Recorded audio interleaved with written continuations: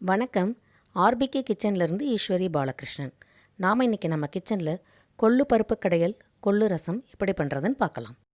1/2 cup சின்ன வெங்காயம், 3 medium size தக்காளி அரிஞ்சு வச்சுருக்கோம், 10 பல் பூண்டு, 1 டீஸ்பூன் சீரகம், பெருங்காயம், கடுகு உளுந்த பருப்பு, வரமிளகாய், பச்சை மிளகாய், 1 டீஸ்பூன் மஞ்சப்பொடி, தேவையான அளவு உப்பு, 4 டீஸ்பூன் சாம்பார் பொடி, கொத்தமல்லி, கருவேப்பிலை.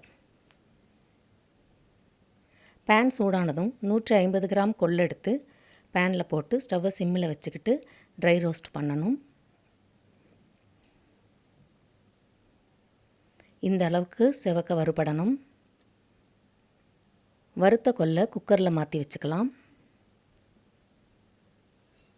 கழுவிட்டு வந்துடலாம். 5 டம்ளர் தண்ணி சேர்த்துக்கிறேன்.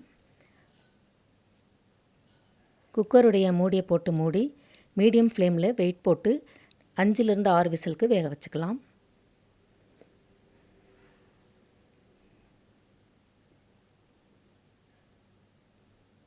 கொள்ளு வெந்துடுச்சு. கொள்ளு வெந்த தண்ணியை தனியாக பிரித்து எடுத்துக்கலாம். ஒரு பேனில் 3 டேபிள் ஸ்பூன் ஆயில் விட்டுக்கலாம். ஆயில் சூடானதும் கடுகு உளுத்தம் பருப்பு, வரமிளகாய்,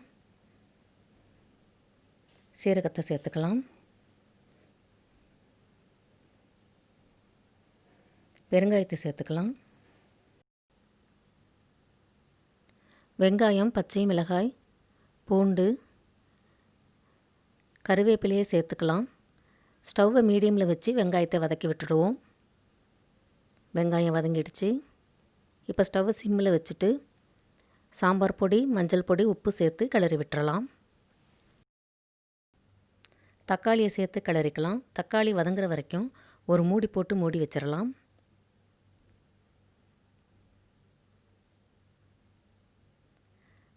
தக்காளி வதங்கிருச்சு. வதங்கின கலவையை வெந்த கொள்ளு பருப்போடு சேர்த்துக்கலாம்.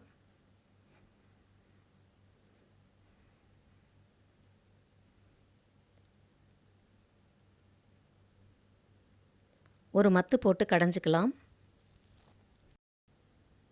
கொள்ளு வெந்த தண்ணி இவ்வளவு இருக்குது. இதிலிருந்து ஒரு 3/4 டம்ளர் தண்ணியை பருப்பில் விட்டுக்கலாம். மீதி தண்ணியை ரசத்துக்கு வச்சுக்குவோம். கொத்தமல்லி தழை தூவி விடுவோம். கொள்ளு பருப்பு ரெடி ஆயிடுச்சு. ரசத்துக்கு ஃப்ரெஷ்ஷாக நம்ம பவுடர் பண்ணிக்கலாம். 1 டீஸ்பூன் சீரகம், 1 டீஸ்பூன் மிளகு, 2 வரமிளகாய், 10 பல் பூண்டு, லெமன் சைஸ்க்கு புளி எடுத்து சுடுதண்ணியில் ஊற வச்சுருக்கோம். 2/4 கப் கொள்ளு வெந்த தண்ணி இருக்குது. 1 தக்காளி, கொத்தமல்லி தழை, கருவேப்பிலை, தாளிக்க கடுகு உளுத்தம் பருப்பு, பெருங்காயம். தக்காளி, புளி ரெண்டையும் சேர்த்து 2 டம்ளர் தண்ணியில் கரைச்சி வச்சுருக்கோம். தேவையான அளவு உப்பு சேர்த்துக்கலாம். க்ரஷ் பண்ணி வச்ச சீரகம், மிளகு, பூண்டு, வரமிளகாய் கலவையை சேர்த்து கலந்து விட்டுறலாம். பேனில் 1 டேபிள் ஸ்பூன் ஆயில் விட்டுக்கலாம். ஆயில் சூடானதும் கடுகு உளுத்தம் பருப்பு போட்டுடலாம். பெருங்காயத்தை சேர்த்துக்கலாம். கருவேப்பிலையும் போட்டுடலாம். கரைச்சி வச்ச கலவையை சேர்த்துக்கலாம். ஸ்டவ்வை மீடியமில் வச்சு சூடு பண்ணுவோம். கொதிக்க விடக்கூடாது. பொங்கி வரும்போது கொள்ளு வெந்த தண்ணியை சேர்த்துக்கலாம். கொத்தமல்லி தழை தூவிக்கலாம்.